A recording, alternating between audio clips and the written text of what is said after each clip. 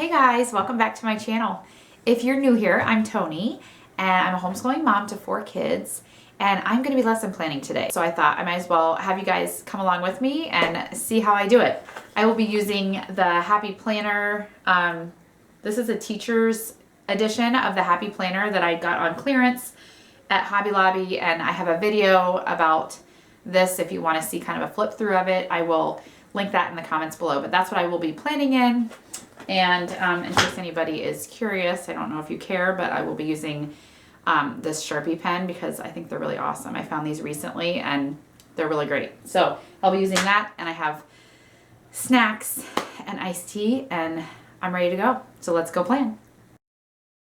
So here is where I add the subject headings at the top of the page. We usually use the same headings every week, but sometimes it changes. I do refer back to the week before just to remember what order I usually do it in. So I have Bible in the first column. Then we have history and science, which alternate days, so those both go in the same column. Then I have a column for reading, which is read alouds. It also includes different reading assignments that I have for my girls for silent reading throughout the week. Then there's a column for typing, handwriting, and creative writing, and those alternate too for different days of the week. So I put those all in that one column. We also have Biblioplan memory work, which is a new thing that I'm adding this week, that I wanted to add some memory work to our week, so we're giving that a try, so that's going to go in there. So now I'm writing in what we're going to be doing on Monday for Bible, which we're just going through the New Testament. We also are starting this new book on the Constitution, so we are reading a chapter every single day before we do our regular history. So I'm just writing in the pages that we're going to be doing for, it's called What is the Constitution? It's been a really good book. We've enjoyed it so much so far, and my kids are learning so much from it. We're just reading a chapter from this book on the days that we do history, which would be Monday, Wednesday, and Friday usually.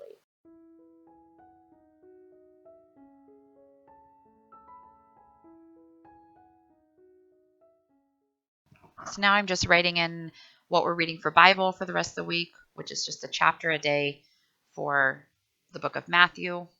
And I just write that down in each box so I remember what we need to read.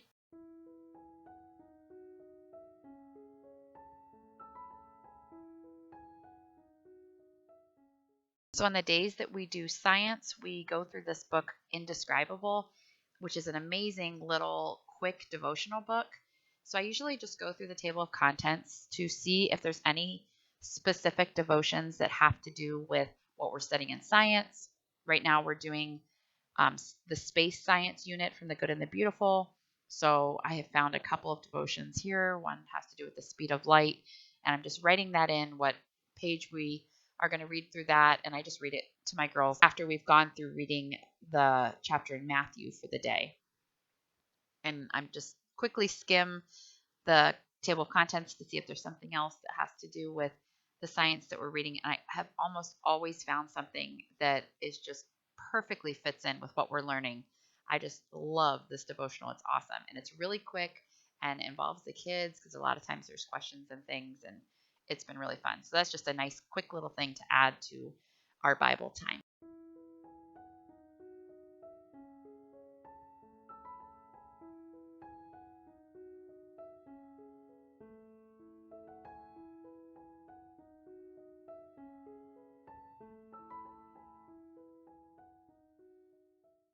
This is another fun thing that I am adding to our Bible time this week.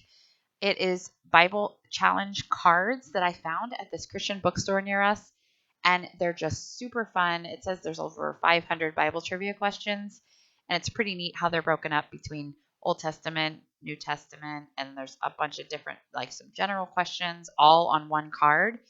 And so there's so many different questions you can ask your kids. So I just, after we read the chapter in Matthew, we will go through the Bible questions, just kind of me asking a handful of these. My kids have really enjoyed this and thought that it's super fun. So this has just been a fun little addition just to, mix things up a little bit. I've loved it. and my kids have loved it too. And they're learning, so that's awesome. Another book that we've added in the last couple of weeks is called A Day in the Nation's Capital. This is just a cute little book. I mentioned this in my Day in the Life if you watched that last week, but it's just a cute little book following a little bunny who is the grand bunny of the Pences, and he takes you in different places throughout Washington, D.C., and takes you in the White House, and it teaches your kids in such a fun way all these different things in Washington, D.C., and all these things about like the Constitution and the Pledge of Allegiance and all those things. And it's just been fun. So we are going to read that at least once a week and just keep that going. This is where I schedule our Biblio plan, which is our core history curriculum.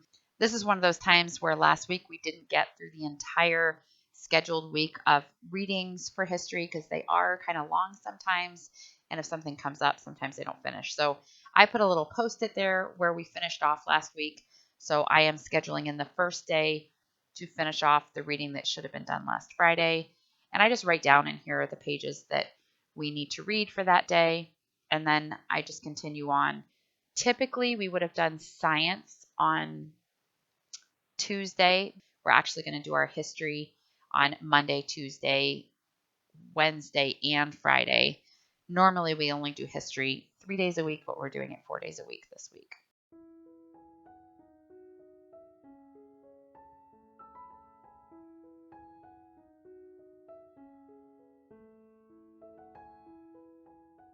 So this is the family guide for BiblioPlan, which is just so great. It's so full of all these different options that you can use when you're using BiblioPlan. There's just a couple things that we use in here. They break it down to tell you if you're using this book that I have in front of me, the textbook, which is called Remember the Days. If you're using that, it schedules it out and tells you what you should do if you want to follow a 3-day-a-week schedule for history. And all you have to do is look in here. It doesn't have the page numbers written in. It just tells you the topics. So I do go through the book and write down the page numbers just so I know exactly where to start and where to finish each day. So I just write that in after I look through the book. So this is where I go down through the family guide and look at what other things I should be scheduling throughout the week. We do 3 different things that I have my girls scheduled out to do. On Mondays, they read from the Kingfisher and History Encyclopedia.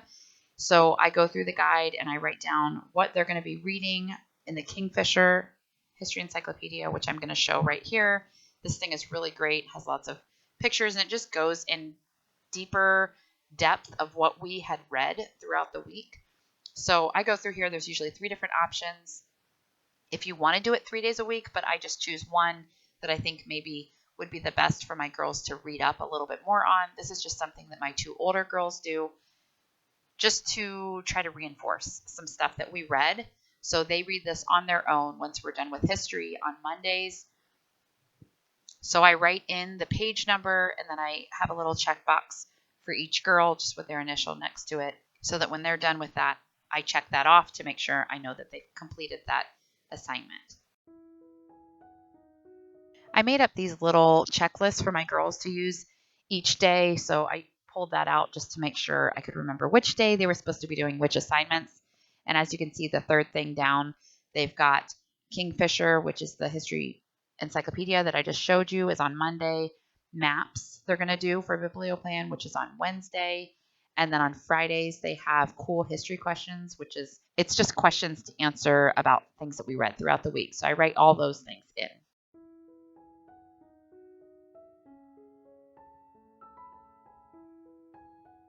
So this is where I look down here to see what literature options we have for the week. This family guide is so great for BiblioPlan because it has it broken down by grade. Each grade has 4 to 6 sometimes options of books they could read throughout the week. So what I do next, once I've looked down there, is I have pulled up my library app where I can go ahead and go on there and search and see if my library branch has the book. I'm not one of those moms that plans months ahead where I could actually order a book from another library. I usually don't have time for that. So I just see if my library carries a copy of this. And if they do, I go ahead and request that. And then I write it down knowing that that's one of the books that my daughter is going to be reading this week. So I just keep going through there and looking at the different books that are options for all three of my girls to see what is available for them, and then I write it in.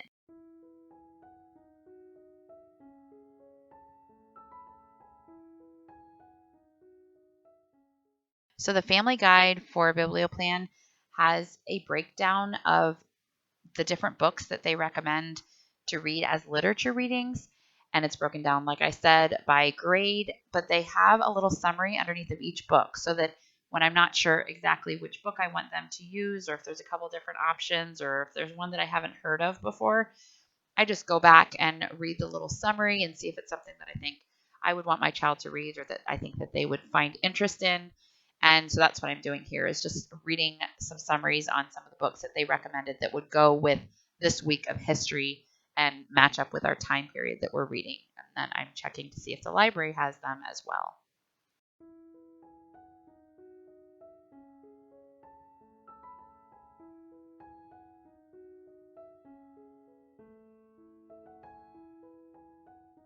So the next thing I do is pull up the Libby app, which is a library app on my phone that's connected to our library.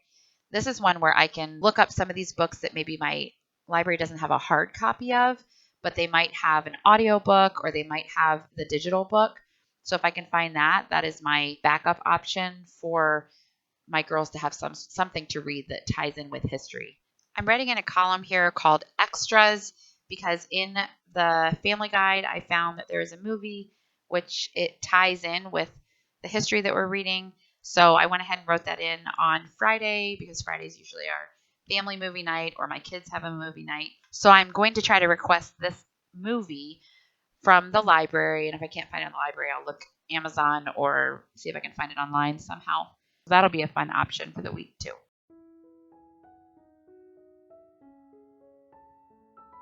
So another option that I don't do every week, but I am going to do this week, they have a writing assignment that has something to do with what we learned in history. And they had a cool question that I thought would be fun for my kids to answer this week. So that now I'm going to just go ahead and write that in under creative writing in the creative writing column. And that will be for all three of my girls. So I'm just writing the whole question out here so that I don't have to pull the book out and search for it and find this little part where it's written. So I go ahead and write the entire question out, and I put a checkbox by all three of my girls' initials, and that will be their assignment for the day. It'll just be a quick little fun creative writing question.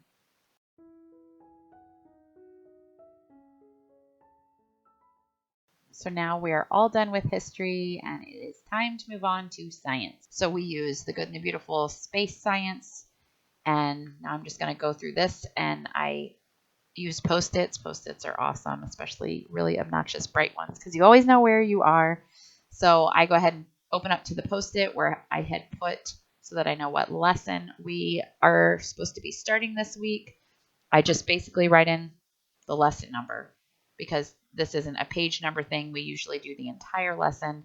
I look through here to see if there are any materials that I need to get done ahead of time. This one is actually a really short lesson, which worked out nice because we're doing history 4 days this week instead of 3. So I appreciated that this science lesson happened to be pretty short. So I just write in that science lesson number and that's it. So now I just open up the book that we are reading for our family read aloud, which is the Vanderbeekers, and I just write down what chapter we're on because if I do not write it down, I will probably forget to do it. So I have to have this written down. So, and even still, sometimes it gets pushed to the end of the day, but I'm trying to get better at doing our family read aloud. So I just write in a chapter that we're going to do every single day, and I am going to keep it as a goal to keep trying to get this done because family read aloud is important.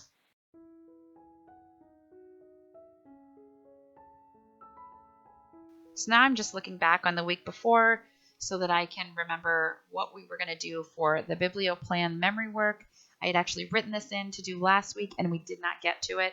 So I'm going to write it in again this week and we're going to do our best to get to it. I have a Bible verse or a couple Bible verses that we're going to work on memorizing, as well as they have a bunch of different options in here of different things you can memorize. They have Bible verses, they have speeches, they have poems, they have the one I chose is the 16 common landforms. So it's basically just going to be definitions that we're going to learn and work on as a family. So that's something I'm writing in here on the Biblioplan memory work. And we're just going to do our best to get that done this week too.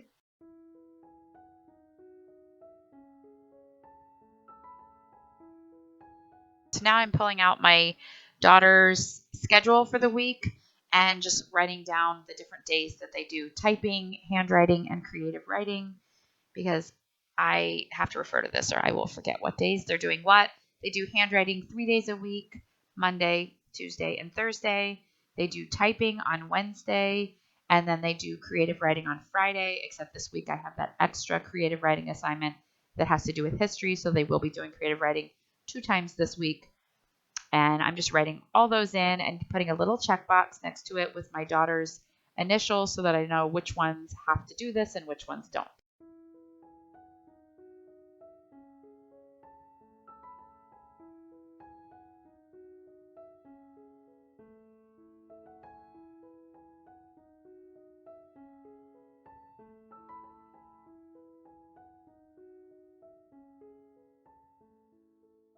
So now I'm just double checking to make sure everything's done. Make sure I wrote in everything that I needed to write in. And it looks like we're all done.